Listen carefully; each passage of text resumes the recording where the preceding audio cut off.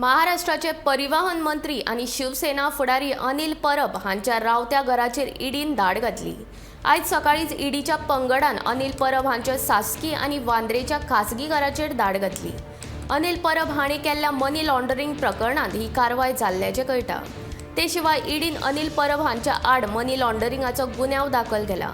मुंबई महापालिका वेंचणुकेच्या फाटभुंयेचेर अनिल परब हांचेर ईडीन धाड घातिल्ल्यान राजकीय लोकांमदी आडवी तिडवी चर्चा चालू आसा।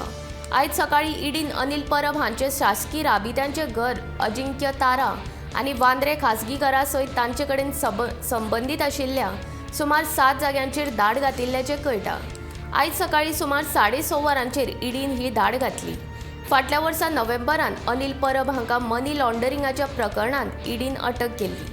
तशेंच पुलीस बदली प्रकरणांत भ्रष्टाचाराचो आरोप आसा। ते शिवाय अनिल परब हांच्या दापोलीच्या रिसॉर्ट प्रकरणात ही कारवाय जाल्ली असून दापोली रिसॉर्टाचेर गुन्यांव दाखल केला अशेंय कळटा।